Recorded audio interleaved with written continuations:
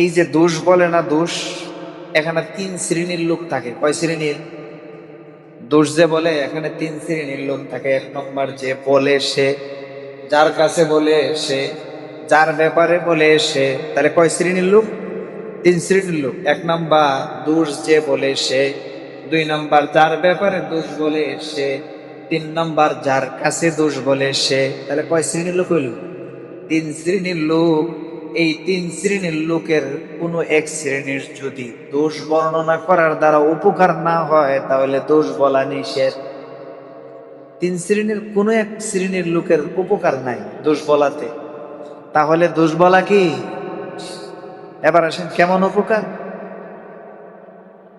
আপনার গাছের আম চুরি করছে, আপনার গাছে আম চুরি করছে, আমনের মেয়ের ইফটিজিং করে। কি করে? স্কুলে যায় ইফটিজিং করে। আপনি সমাজের মাতাব্বরের কাছে বিচার দিছেন, কি দিছেন? দোষ বর্ণনা করছেন। তাহলে এই দোষটা বর্ণনা করছেন আপনার উপকারের জন্য। কার জন্য এই দোষটা বর্ণনা করছে? কার উপকারের জন্য?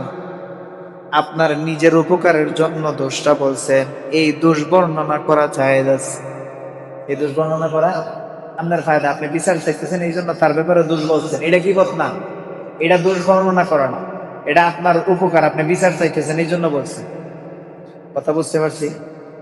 দুই, যার কাছে দোষ বর্ণনা করতেছেন তার উপকারার্থে, তার উপকারার্থে। কেমন? আপনার কাছে আসছে ছেলের বাবা, এই মেয়েটাকে বিবাহ করানো যাবে কিনা, এই মেয়েটাকে বিবাহ করানো যাবে কিনা সেটা তথ্য নেওয়ার জন্য। এখন আপনার দায়িত্ব হইলে যদি ভালো হয় ভালো বলা, খারাপ হয় খারাপ বলা। ভালো হইলে ভালো বলা, খারাপ হইলে খারাপ বলা। মেয়েটার ব্যাপারে জাহিরি ভাবে দেখা যায় ভালো, কিন্তু আপনি তাদের সাথে সম্পর্ক থাকার কারণে আপনার মেয়ের বিতর্গত খবর জানেন, মেয়ের বিতর্গত খবর জানেন। এই জন্য মেয়ের দোষ তার কাছে বর্ণনা করা, তাহলে যার কাছে বলতেছেন তার উপকার হইতেছে। কারণ তার ছেলেকে ক্ষতির দিকে কি করছে? অনুরূপ ভাবে মেয়ে বিয়ে দিবে তার কাছে, কার কাছে? একজন পুরুষের কাছে। এই লোকটার ভালো মন্দ যাচাই করার জন্য আপনি প্রতিবেশীর কাছে জিজ্ঞাসা করছেন। প্রতিবেশীর দায়িত্ব হলো তার মন্দ থাকলে মন্দটা বলা, কারণ আল মুস্তাশার আমানাতুন। হাদিসে আছে পরামর্শ যার কাছে চাওয়া হয়, বা পরামর্শ যেটা চাওয়া হয়, এটা আমানত। এটা কি? এটা দ্বীনি আমানত। দুনিয়ার আমানতের চাইতে দ্বীনি আমানত আরো বেশি গুরুত্বপূর্ণ। কথা বুঝেন নাই? কারণ দ্বীনি আমানত নষ্ট, দুনিয়াবি আমানত নষ্ট করলে টাকা পয়সা নষ্ট হবে, আবাই কামাই করা যাবে, কিন্তু দ্বীনি আমানত নষ্ট করলে আখিরাত নষ্ট হয়ে যাবে। কি নষ্ট হবে? আখিরাত নষ্ট হয়ে যাবে। আপনি ছেলেটা আসলেই খারাপ, কিন্তু তার লগে সম্পর্ক থাকার কারণে আপনি ভালো বলছেন, এরপরে বিবাহ দিছে। যদি খারাপ হয় তাহলে এর দায়ভার আপনার উপর। এর দায়ভার কার উপর? হুজুর যদি খারাপ কই তাহলে তো এটা যদি আবার কয়ে দেয় যে অমুকতে কইছে আপনার মেয়ে কি খারাপ, আপনার ছেলে খারাপ, তাহলে তো হুজুর আমার লগে, আমি তো আর প্রতিবেশী হিসাবে তার লগে থাকতেই পারবো না। লোকটার অনিষ্টতা থেকে আমি বাঁচতে পারবো তো কি করবো? তাহলে আপনি কাইটা পড়েন, আপনি পরামর্শই দিয়েন। আপনি ভালো বলার দরকার নাই, মন্দ বলার কি নাই দরকার। আপনি বলেন ভাই আমি জানি না কিছু, আমি আমি ওনার সম্পর্কে ভালো কিছু জানি না। এ তো সুন্দর একটা কথা, আমি ওনার সম্পর্কে ভালো কিছু জানি না। তাহলে এটার মধ্যে কিন্তু আইসা গেছে, এটার মধ্যে কি কথা আইসা গেছে। তাহলে বলতেছিলাম দোষ যেখানে চর্চা করা হয় এখানে কয় শ্রেণীর লোক? তিন শ্রেণীর লোক। যে দোষ বলে সে একজন, যার কাছে দোষ বলে সে একজন, যার ব্যাপারে দোষ বলে সে একজন। যদি যে দোষ বলে তার উপকার হয় দোষ বলা জায়েজ আছে, যার ব্যাপারে দোষ বলে যদি তার উপকার হয় তাহলে জায়েজ আছে, যার কাছে দোষ বলে যদি তার উপকার হয় তাহলে দোষ বলা জায়েজ আছে। এখন যার ব্যাপারে বলবেন, যেমন আপনি সমাজের একজন সম্মানিত লোক, আপনি দেখছেন এই ছেলেটা এই মেয়েটাকে ডিস্টার্ব করে, ওই ছেলের বাবার কাছে আপনি বিচার দিলেন, তাহলে তার উপকারের জন্য। কিসের জন্য? তাকে যেন একটু শাসায়, সে যেন ঠিক হয়ে যায়। তাহলে এখানে দোষ বলছেন কার উপকারের জন্য? তার উপকারের জন্য। তাহলে এই দোষ বর্ণনা করা যায় যাচ্ছে। তাহলে হযরত ইবনে আব্বাস রাদিয়াল্লাহু তাআলা আনহুকে যে আবুল জাওজা প্রশ্ন করছেন হুমাজা এবং লুমাজা কি, ইবনে আব্বাস উত্তর দিলেন আল মাশাকুনা বিনামিমা, যে দোষ মানুষের দোষ বর্ণনা করে ঘুরে বেড়ায়, মানুষের দোষ চর্চা করে বেড়ায়, তাহলে ওই শ্রেণীর 3 শ্রেণীর লোকদের মধ্যে যদি কারো উপকার হয় তাহলে আপনি দোষ বলতে পারবেন, অন্যথায় দোষ বলা কি নাই জায়েজ। আপনাদের সামনে আমি সূরাতুল লুমাজা তেলাওয়াত করছি, 30 নম্বর পারার একেবারে শেষের দিকের সূরা। প্রথম আয়াতে আল্লাহ তাআলা বলেন ওয়াইলুল লিকুল্লি হুমাযাতিল লুমাজা, প্রত্যেক হুমাজা এবং লুমাজার জন্য ওয়াইল নামক দুজখ, জাহান্নাম বা ধমকি বা শাস্তি। এখন হুমাজা লুমাজার ব্যাখ্যা আসতেছে।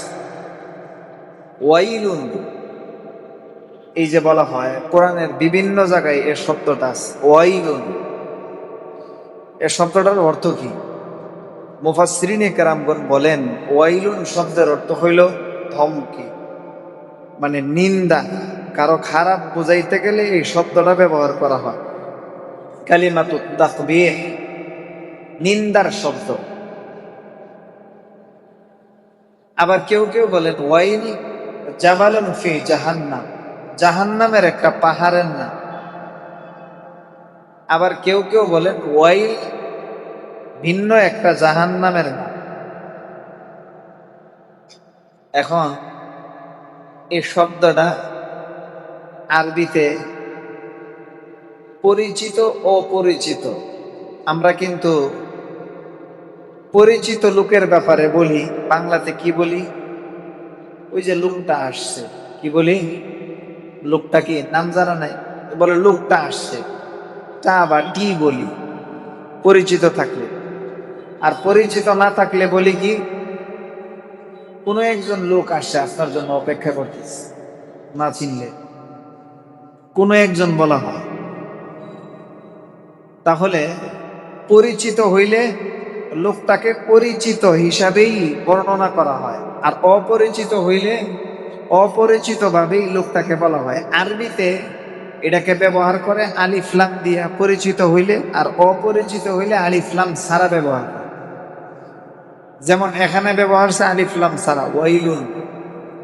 কোরআনের এই শব্দটা কোরআনের যেই যেই জায়গায় ব্যবহার হয়েছে সব জায়গায় অপরিচিত ভাবে ব্যবহৃত হয়েছে, ওয়াইলুন আলিফ লাম ছাড়া। তাহলে বোঝা গেল এই শব্দটা অপরিচিত শব্দ, এই শব্দটা অপরিচিত শব্দ। এই শব্দটা পরিচিত না, এর অর্থটা পরিচিত না। তাহলে এর পরিচিত অর্থ কি? মুফাসসিরিনে কেরাম বলেন এর পরিচিত অর্থ কি এটা আল্লাহই ভালো জানে। আল্লাহ এটার দ্বারা কি বুঝাইছে এটা আল্লাহ কি জানেন, ভালো জানেন।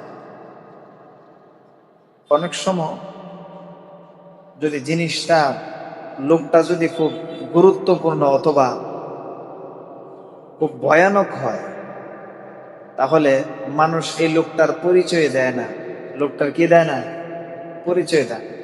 যখন লোকটার কাজ তুমি দেখবা তখনই বুঝবা মানুষ পরিচয় কি দেয় না। আল্লাহ ওয়াইল শব্দটার পরিচয় দেয় নাই, কারণ ওয়াইল শব্দটার কি পরিমাণ ওজন এটা আল্লাহই বলে। এই জন্য আল্লাহ তাআলা এই শব্দটা ব্যবহার করছেন দুই ব্যক্তির ক্ষেত্রে। কয় ব্যক্তি? দুই ব্যক্তি, হুমাজা এবং লোমাজা। এই দুই ব্যক্তির ক্ষেত্রে এই শব্দটা কি করছেন? ব্যবহার করছেন। এই সূরাটা নাজিল হইছে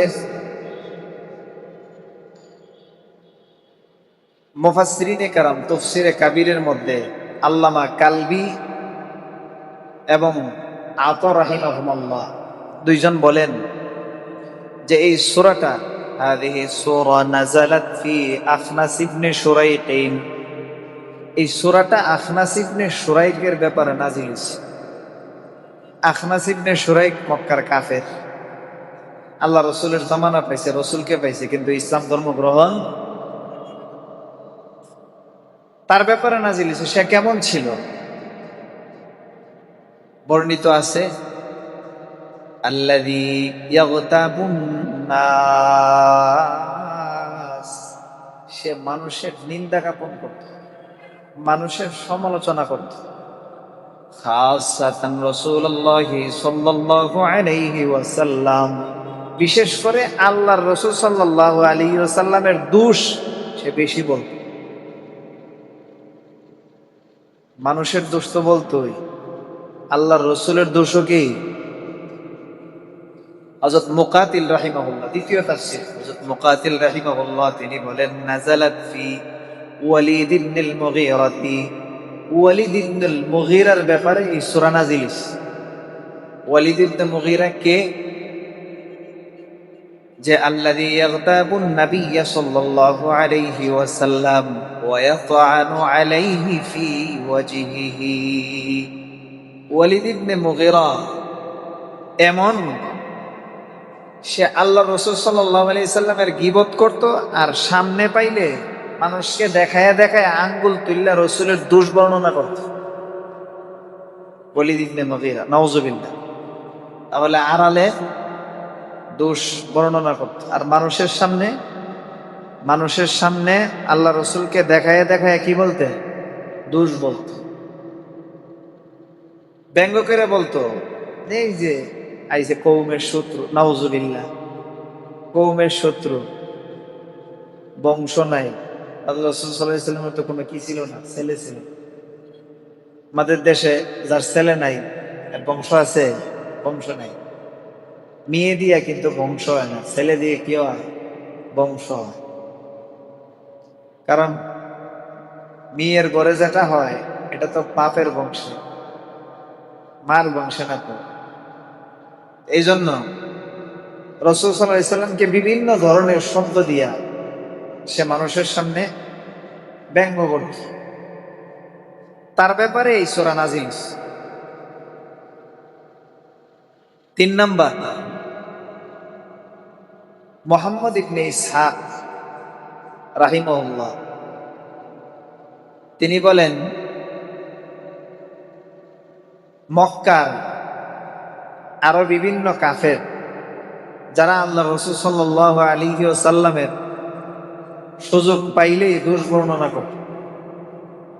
যেমন মক্কায় হজ করতে আসছে, হজ, তো যে সমস্ত লোকরা দূর দূরাজ থেকে আসছে তাদেরকে বলতে, এই রাস্তা দিয়ে যাই, মানে এন একটা পাগল আছে, নাউযুবিল্লাহ, এ রাস্তায় কি আছে? পাগল আছে। এভাবে যখন মানুষকে বলতো, আল্লাহ তাআলার অশেষ মেহেরবানি, মানুষকে যেই জিনিস নিষেধ করা হয় এটার প্রতি মানুষের আবেগ আগ্রহ আরো বেশি বাইরে যায়। তো যখন নিষেধ করে এই রাস্তা দিয়ে যায় না, এখানে পাগল আছে, তখন মানুষ কয়েছে দেখি এই রাস্তা দিয়ে একবার যাই, এই রাস্তা দিয়ে একবার যাই, পরের বার আর জানো। যেবার যখনই একবার যায়, রাসূল সাল্লাল্লাহু আলাইহি সাল্লামের কথা শুনে কি হয়ে যায়? আল্লাহ তাদের ব্যাপারে এই সূরা নাযিল করেছেন, ওয়াইলুল লিকুল্লি হুমাযাতিল লুমাযা। ওয়াইল নামক দুজক প্রত্যেক ওই ব্যক্তির জন্য যে হুমাযা এবং লুমাযা, তাদের জন্য ওয়াইল নামক জাহান্নাম। এখন আসেন, হুমাযা লুমাযা কে? হামজুন এর শব্দের অর্থ হইল আল কাসরু, আর লামজুন শব্দের অর্থ হইল আত-তা'ন। হামজুন কাসরু মানে মানুষের সম্মানকে নষ্ট করে ফেলা, মানুষের সম্মানকে নষ্ট করে ফেলা। আর লামজুন বলা হয় মানুষের দোষ চর্চা করা। একই কথা, দোষ বললেই তো মানুষের সম্মান কি হয়? নষ্ট। মুফাসসিরিনে কেরাম এর অনেকগুলো ব্যাখ্যা করছে। এর মধ্যে ইবনে আব্বাস রাদিয়াল্লাহু তাআলা আনহু এক নাম্বার قال ابن عباس رضي الله تعالى عنه ابن عباس رضي الله تعالى عنه বলেন আল হুমাযাতু আল গায়্যাব আল মুগতাব ওয়াল লুমাযাতু আল আইয়াব। হুমাযা বলা হয় এই ব্যক্তিকে যে গীবত করে বেড়ায়, মানুষের কি করে? মানুষের গীবত করে। আল লুমাযা বলা হয় যে মানুষের ত্রুটি বর্ণনা করে, মানুষের নিন্দা করে। মানুষের নিন্দা মানে মানুষের দোষ কি কি আছে এগুলা কি খুঁজে বেড়া। একটা মানুষের দোষ খোঁজা, আরেকটা হইলো দোষ কি মানুষের কাছে বলা। হুমাযা হইলো মানুষের কাছে দোষ বলা, আর লুমাযা হইলো মানুষের দোষ কি করা? বের করা। এই একটা তাফসীর বলতেছে যারা মানুষের দোষ বর্ণনা করে, মানুষের দোষ বের করে, তাদের জন্য ওয়াইল নামক জাহান্নাম, তাদের জন্য ওয়াইল নামক জাহান্নাম। তাহলে সমাজে এই শ্রেণীর লোক আছে না নাই? আছে। আল্লাহ কোরআনে কারীমের মধ্যে বলে দিয়েছেন ওয়ালা তালমিজু আনফুসাকুম ওয়ালা তানাবাজু বিল আলকাব। এই ইমানদাররা, আল্লাহ এই সূরার তাফসীর এই সূরার মধ্যে করছেন। আল্লাহ তাআলা মানুষকে আখলাক শিখাইতেছেন। এখানে তো বলছেন যারা দোষ চর্চা করে এবং দোষ বের করে, উভয় শ্রেণীর লোকদের জন্য ওয়াইল নামক জাহান্নাম। আরো বিস্তারিত আল্লাহ তাআলা সূরা হুজুরাতের মধ্যে বলছেন ইয়া আইয়ুহাল্লাযীনা আমানু লা ইয়াসখার কওমুম মিন কওমিন আসা আইয়াকুনু খায়রা ওয়ালা নিসাউম মিন নিসাইন আসা আইয়াকুন্না খায়রান মিনহুন। আল্লাহ বলেন হে ঈমানদাররা, তোমরা একে অপরকে ঠাট্টা বিদ্রুপ করো না। তোমাদের পুরুষরাও যেন না করে, মহিলারাও যেন কি না করে। 2 নাম্বার ওয়ালা তালমিজু আনফুসাকুম ওয়ালা তানাবাজু বিল আলকাব। তোমরা একে অন্যকে দোষ চর্চা করো না, একজন আরেকজনের দোষ চর্চা করো না, একজন আরেকজনের নিন্দা করো না, একজন আরেকজনের দোষ তালাশ করো না। এই জিনিসগুলো এমন ভয়াবহ, যার ভিতরে এই স্বভাব থাকে, যার ভিতরে এমন স্বভাব থাকে, অথবা এই স্বভাবের অধিকারী একটা লোক যদি সমাজের মধ্যে থাকে অথবা গড়ে থাকে, এই গড়ে শান্তি নাই, এই সমাজে শান্তি কি ঠিক না? এই স্বভাবের অধিকারী লোক যদি কোনো মনে করেন কোনো কমিটিতে থাকে, অথবা কোনো সমাজে থাকে, অথবা কোনো ঘরে থাকে, তাহলে মনে রাখবেন এই ঘরে শান্তি নাই, এই সমাজে শান্তি নাই, এই কমিটিতে শান্তি নাই। কোনো মাদ্রাসার উস্তাদের মধ্যে যদি এটা থাকে, তাহলে এই মাদ্রাসায় কি নাই? শান্তি নেই। এমনকি কোনো ব্যবসায়ীর প্রতিষ্ঠানে যদি এমন লোক থাকে, তাহলে কর্মচারীকে কি নাই? শান্তি নেই। মালিকের কাছে অমুক কর্মচারীর হুদায় বানায় বানায় কি বলবে? শান্তি নেই। এই জন্য আল্লাহ তাআলা অনেক ধমক দিছে যে তাদের জন্য ওয়াইল নামক জাহান্নাম। 1 নাম্বার। 2 নাম্বার, আবু যায়েদ রাহিমাহুল্লাহ তিনি বলেন হুমাযা বলা হয় আল হুমাযাতু বিল ইয়াদ ওয়াল লুমাযাতু বিল লিসান। হুমাযা বলা হয় যে মানুষের নিন্দা করে হাতের দ্বারা, হাতের ইশারা। আর লুমাযা বলা হয় যে মানুষের নিন্দা করে জবানের দ্বারা। যেমন মনে করেন কি মানুষটা খাটো, মানুষটা কি খাটো, এই ইশারা দেয়া দেয় এই যে বা উত্তর দেখাইছে, ইশারা দেয়া দেখায় না? ইশারা দেয়া দেখাইছে লোকটা কি এই এই যে ওই যে যায়, ইশারা দেয়া দেখাইছে হাতের দ্বারা। এটাও ওয়াইল নামক, তার জন্য ওয়াইল নামক জাহান। এই হাতের দ্বারা মানুষের দোষ বর্ণনা করলে তার জন্য কি জাহান্নাম, আর জবানের দ্বারা দোষ বর্ণনা করলে তার জন্য কি জাহান্নাম। দ্বিতীয় তাফসীর, 3 নম্বর তাফসীর, আবুল আলিয়া রাহিমাহুল্লাহ তিনি বলেন, আল হুমাযাতু বিল মুওয়াজাহাতি ওয়াল লুমাযাতু বিযহরিল গায়বি। হুমাযা বলা হয় সামনাসামনি মানুষের দোষ বর্ণনা করা, আর লুমাযা বলা হয় অগোচরে মানুষের দোষ বর্ণনা করা। সামনাসামনি কি, একটা লোক অপরাধ করছে, আপনিই দেখছেন আর কেউ দেখে না, এমন আছে না? একটা লোক অপরাধ করছে, এটা আপনিই দেখছেন আর কেউ দেখে না, এবং লোকটাও চাইতেছে যে আমার অপরাধটা গোপন থাক।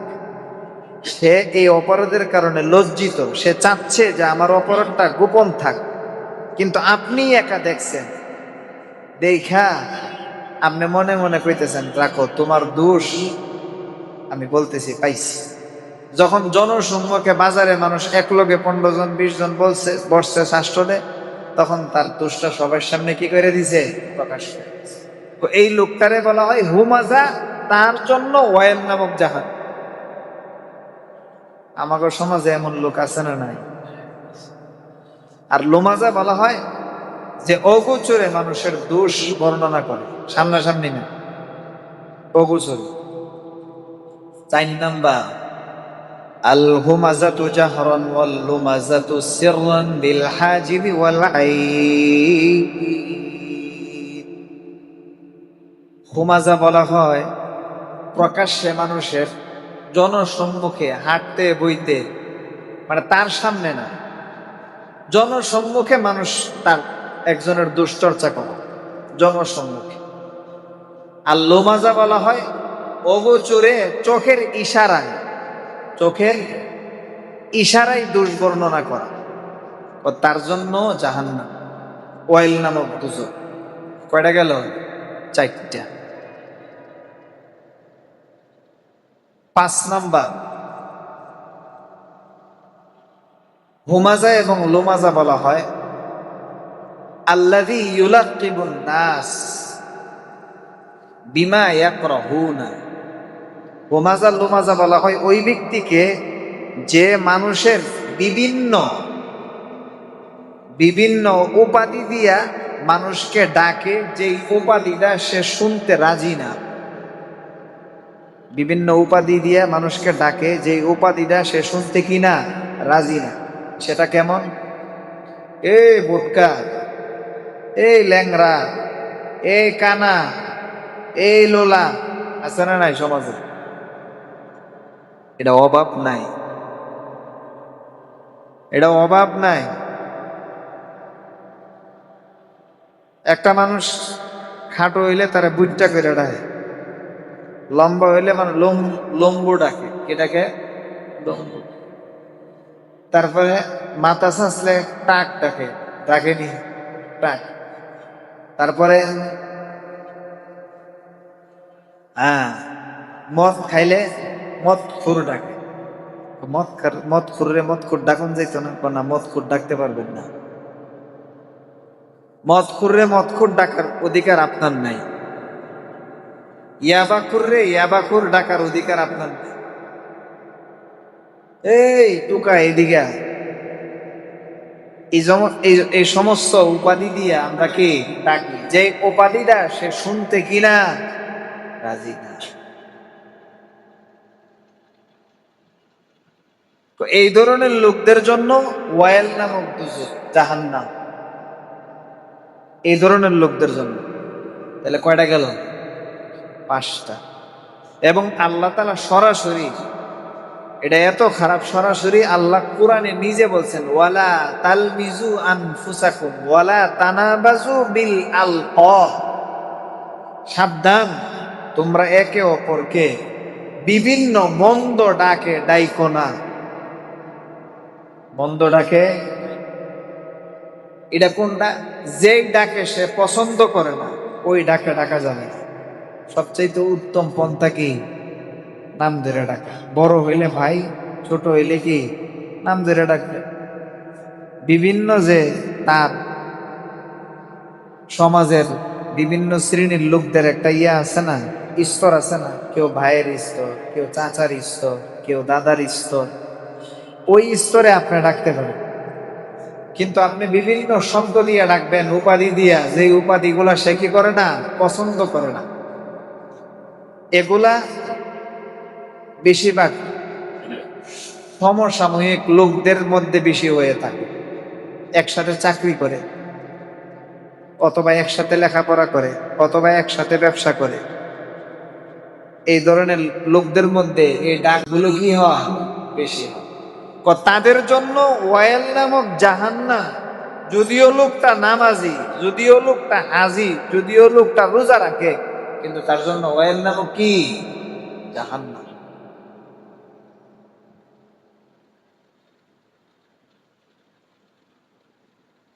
হযরতে ইবনে আব্বাস রাদিয়াল্লাহু তাআলা আনহুকে আবুল জাওজা রাহিমাহুল্লাহ জিজ্ঞাসা করছেন, আল্লাহ তাআলা যে কোরআনে কারীমের মধ্যে ওয়াইলুল লিকুল্লি হুমাজা যে বলছেন, উনি বলেন মান হাউলাইল্লাযীনা, বলে এই সমস্ত লোক কারা যাদেরকে আল্লাহ তাআলা কোরআনে ধমক দিছে, তারা কারা, জিজ্ঞাসা করছেন। ইবনে আব্বাস রাদিয়াল্লাহু তাআলা আনহু তিনি বলছেন আল মাশাউনা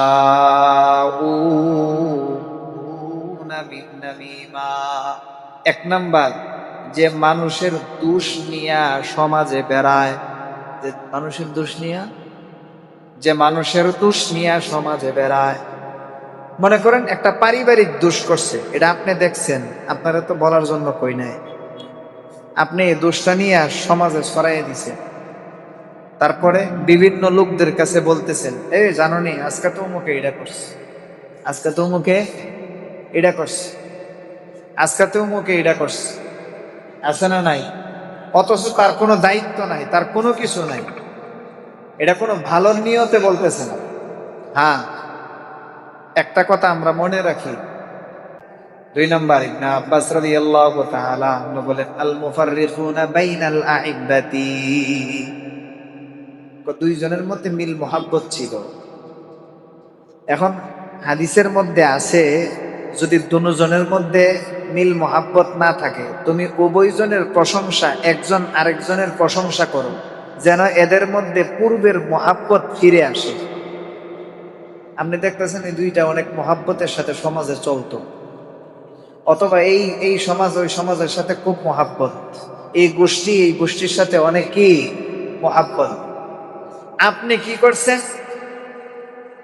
তাদের দোষ তাদের কাছে বইলা, তাদের দোষ তাদের কাছে বইলা দুইটার মধ্যে ফাটল সৃষ্টি করছেন, বা আপনার জন্য ওয়াইল নামক জাহান। সমাজে এই শ্রেণীর লোক আছে না নাই? এই শ্রেণীর লোক আছে, যেমন কি স্বামী স্ত্রীর মধ্যে অনেক মোহাব্বত, কি শাশুড়ি খালি ছেলেরে বিভিন্ন রকম বুঝায়, বিভিন্ন রকম কি বুঝায় সারা বিভিন্ন লোকে ঝগড়া ফাঁসা সৃষ্টি করায়, ওই শাশুড়ির জন্য ওয়াইল নামক জাহান্নাম। অনুরূপ ভাবে মার সাথে ছেলের অনেক মহাব্বত, অনেক মহাব্বত, বিয়ার আগেরও বিয়ার পরেও, কিন্তু বিবির কাছে এটা সহ্য হয় না, বউর কাছে সহ্য হয় না। বউ তার স্বামীর কাছে শাশুড়ির দোষ বর্ণনা কইরা শাশুড়ির মধ্যে, মার মধ্যে, ছেলের মধ্যে বিভেদ সৃষ্টি করছে, বোনের মধ্যে ভাইয়ের মধ্যে বিভেদ সৃষ্টি করছে, ও এই বউয়ের জন্য ওয়াইল নামক জাহান্নাম। এই বউয়ের জন্য কি ওয়াইল নামক জাহান্নাম। সমাজের মধ্যে, গোষ্ঠীর মধ্যে বিভেদ সৃষ্টি করছে, এক সমাজে আরেক সমাজের মধ্যে বিভেদ সৃষ্টি করছে, এই ধরনের লোকদের জন্য ওয়াইল নামক জাহান্নাম। এই ধরনের লোক, এদের জন্য ওয়াইল নামক জাহান্নাম। অথচ এখানে কি করার দরকার ছিল? এখানে হাদিসের মধ্যে আছে মিথ্যা বলা জায়েজ আছে। কি আছে? মিথ্যা বলা জায়েজ আছে। ইসলাহি জাতিল বাই, দুইজনের মধ্যে সংশোধনের নিয়তে। কি মিথ্যা? আরে আপনি তার দুষ্কর্ম, ওই লোকটা তো আপনার অনেক প্রশংসা করছে, আপনার আমার কাছে কি আপনার অনেক প্রশংসা করছে আমার কাছে, অনুরোধ করবে তার কাছে গিয়ে বলা, আপনি জানেন গতকালকে আমি গেছিলাম একটা অনুষ্ঠানে, দেখছি আপনার প্রশংসা করতেছে অমুকের সাথে। তখন বলেন তো দেখি, বিদ্বেষ থাকবে না সে তাকে ভাবাই ফালাইয়া দিবে, তাকে ভাবনার মধ্যে ফালাই দিবে? কি আমি তার দোষ বর্ণনা করি আর লোকটা আমার প্রশংসা করে, তাইলে এখানে কি সে ভাবতে থাকবে? একদিন দুই দিন ভাবতে ভাবতে তখন যখন তাদের প্রশংসা সে বলতে থাকবে, একদিন তাদের মধ্যে কি হয়ে যাবে? মহব্বত। কিন্তু আমাদের সমাজে এই লোক পাওয়া যায়, বিপরীত তালের লোক পাওয়া যায়। জানো, আই সর্বনাশ, তোমার ব্যাপারে উমুকে একটু করলে তিলতে আর কি বানায়, তাল বানায়। মানে শব্দ পরিবর্তন পরিবর্তন করে আরো ওইটারে মানে গাঢ় কইরা তার কাছে আপন হওয়ার জন্য সে নানান বানায়া টানায়া কি বলে। অথচ বাস্তবতা এর বিপরীত। আল্লাহ বলেন, ওয়াইলুল লিকুল্লি হুমাজাতিন লুমাজা, এই শ্রেণীর লোক হুমাজা এবং লুমাজার অন্তর্ভুক্ত, তাদের জন্য ওয়াইল নামক জাহান্নাম, তাদের জন্য ওয়াইল নামক জাহান্নাম। এখন এই শ্রেণীর লোক যারা আছে তাদের বাঁচার রাস্তা কি? সমাজে এক শ্রেণীর লোকই আছে, অভ্যাস হয়ে গেছে, মানুষের দোষ চর্চা না করলে তার মানে আসরই জমে না। আসর কি জমে না। এই দোষ চর্চা করে নানান ভাবে। কেউ কারো দিন নিয়ে ব্যঙ্গ করে, কেউ কারো অবকাঠামো নিয়ে, আওয়াজ নিয়ে, হাঁটা নিয়ে, তার বলা নিয়ে কি করে? ব্যঙ্গ করে। দিন নিয়ে ব্যঙ্গ করে কি, ও দেখছি নামাজি হয় না, ও উমরা করে হজ করছে আরো ফাঁজি হইছে। এই যে এভাবে ব্যঙ্গ করে, কেউ আছে সিরিয়াস লয়ে বলে, আবার কেউ আছে এটা কি ঠাট্টা করে বলে।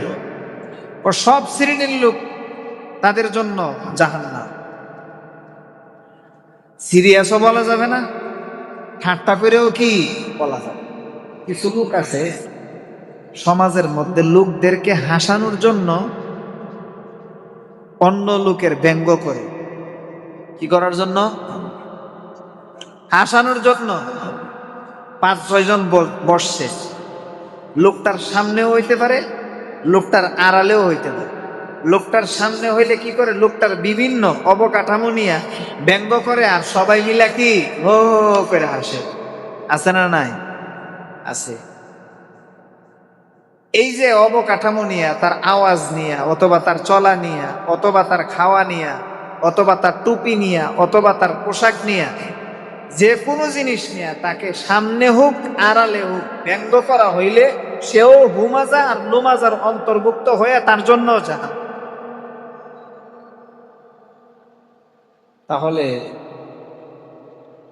এই ধরনের কি করা যাবে না, কোনো কাজ ইশারাও না, ইঙ্গিতেও না, বলায়ও না, কাজে করাও না, সিরিয়াসলিও না, ঠাট্টাও না, সামনেও না, আড়ালেও।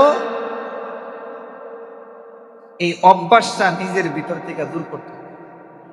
এই অভ্যাস আমাদের সমাজে কি জানেন? সবাই নিজের প্রশংসা করে, অন্যের সমালোচনা করে। এটা হইল সমাজের কি অভ্যাস, যার কারণে আল্লাহ সব মাখলুককে তার পিছনে দুশ্চর্চায় লাগাইয়া দেয়। কি বলছি? একটা লোক নিজের প্রশংসা করে, অন্যের সমালোচনা করে, যার কারণে, যার শাস্তি হিসাবে আল্লাহ সব মাখলুককে তার দুশ্চর্চায় লাগাইয়া দেয়,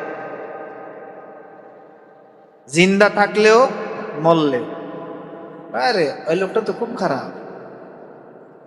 আর যে লোকটা নিজের সমালোচনা করে, মানে কি সামনে না, মানুষের সামনে নিজে নিজে নিজের সমালোচনা করে, আমি তো দোষী, একলা বইলে আমার ভিতর দিয়ে দোষ আছে, আমার ভিতর তো এইটা আছে, আমি তো সবচাইতে নিকৃষ্ট, নিজের সমালোচনা করে, অন্যের প্রশংসা করে, তাইলে আল্লাহ সব মাখলুককে তার প্রশংসায় লাগাইয়া দেয়। আল্লাহ সব মাখলুককে তার প্রশংসায় কি লাগায়। সাহাবায়ে কেরামের মধ্যে এই গুণ ছিল, প্রত্যেকে ব্যক্তিগতভাবে নিজের সমালোচনা করতেন আর অন্যের প্রশংসা করতেন, যার কারণে সাহাবায়ে কেরামদের প্রশংসা জীবদ্দশায়ও হইছে, কিয়ামত পর্যন্ত হচ্ছে। রাদিয়াল্লাহু আনহু ওয়া রাদু আনহু, প্রশংসা করতেছে সবাই।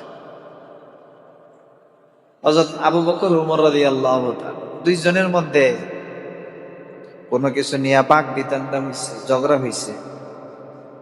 আবু বকর রাদিয়াল্লাহু তাআলা আনহু ওমর রাদিয়াল্লাহু তাআলা আনহুর দরজায় গেছে মাপ চাওয়ার জন্য। কি চাওয়ার জন্য? মাপ।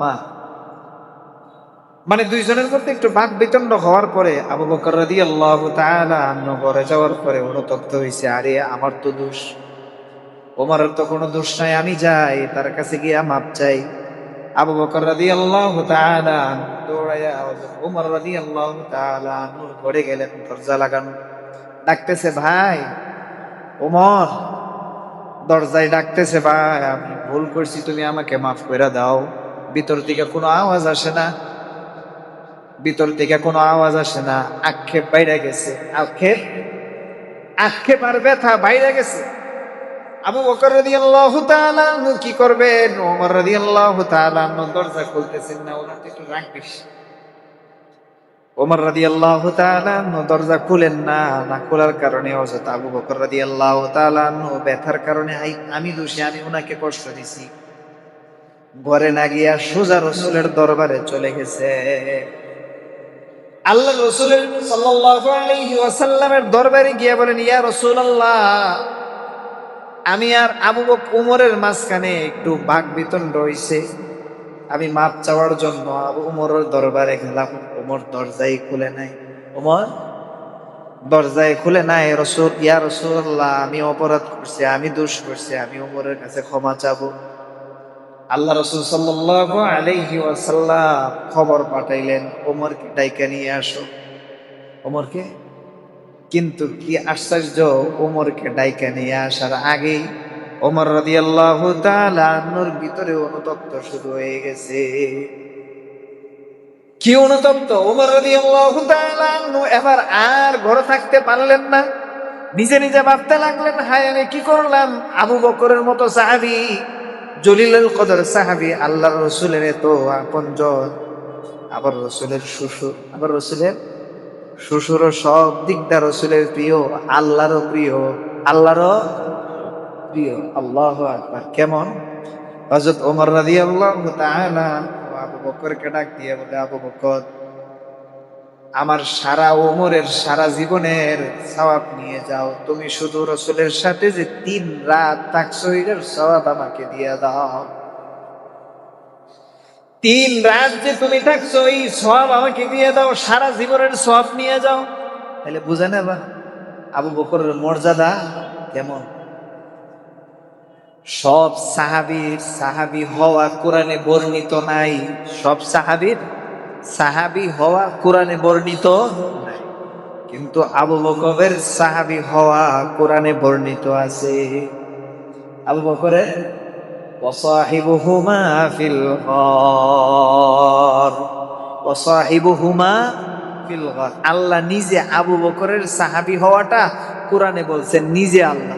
এজন্য আবু বকরকে কেউ যদি সাহাবী হওয়া অস্বীকার করে কাফের হয়ে যাবে। এমন মর্যাদাবান সাহাবী। ওমর রাদিয়াল্লাহু তাআলা আনহুর ভিতরে অনুতাপ শুরু হইছে, এবার আর ঘুমাইতে পারলেন না, উঠা গেছেন, উঠা এবার রাসূলের দরবারে চলে গেলেন। হায়, আবু বকর তো এখন আর পাবো না মনে হয়, রাসূলের দরবারে চলে গেছেন। ভিতরে থাকতে পারলেন না, রাসূলের দরবারে অনুতাপ হৃদয় নিয়া রাসূলের দরবারে হাজির হইলেন। ইয়া রাসূলুল্লাহ, আমি অপরাধ করছি। আমি কি করছি? আবু বকর আমার কাছে গেছে মাফ চাওয়ার জন্য, আমি মাফ করি নাই। ইয়া রাসূলুল্লাহ, আমি অপরাধ করছি, আমার বিচার করেন। উমর আবু বকর রাদিয়াল্লাহু তাআলা ডাক দিয়া রাসূলকে বলেন, ইয়া রাসূলুল্লাহ, না, উমরের কোনো দোষ নাই, আমি অপরাধ করছি, আমার বিচার করেন। তাহলে দেখেন এখানে দুজনেই নিজেরকে দোষারোপ করতেছে, অন্যের প্রশংসা করতেছে। দুজনেই নিজের দোষারোপ করতেছে, অন্যের কি করতেছে? প্রশংসা করতেছে। যার কারণে এখানে আর কোনো মহাব্বতের কোনো ফাটল হবে, মহাব্বতের কোনো ফাটল নাই। তবে হযরত রাসূল করিম সাল্লাল্লাহু আলাইহি সাল্লাম হযরত ওমর রাদিয়াল্লাহু আনহু ডাক দিয়ে একটু ধমকাইছেন, হ্যাঁ আবু বকর তোমার দরজায় গেছে, তুমি দরজায় খোলো নাই, একটু ধমকাইছে। তখন আবু বকর বলতেছে, ইয়া রাসূলুল্লাহ আপনি ওমরকে কিছু বলেন না, দোষ তো আমি করছি, দোষ তো কি করছি আমি করছি। এজন্য আসলে আমাদের সমাজে দোষটা নিজের দিকে দিতে কিনা রাজি, সবাই অন্যের দিকে দোষারোপ করে। যেদিন থেকে দোষ নিজের দিকে দিবে এদিন থেকে আর সমাজে কি হবে না, ঝগড়া ফাসাদ হবে। এজন্য অন্যের দোষ দেখবো না, যদি অন্যের দোষ দেখি আল্লাহ এর শাস্তি হিসাবে নিজের দোষ দেখা থেকে বুলাইয়া রাখবেন। কথা বুঝছেন? জাহান্নাম তো আছেই, যারা অন্যের দোষ দেখে শাস্তি কি, আল্লাহ তাকে নিজের দোষ দেখা থেকে বুলাইয়া রাখবে, পরিশেষে তার তওবা নসিব হবে না, কারণ সে তো নিজের অন্যের দোষ দেখে, নিজের দোষ দেখবে কবে, পরিশেষে তার কি হবে না, তওবা নসিব।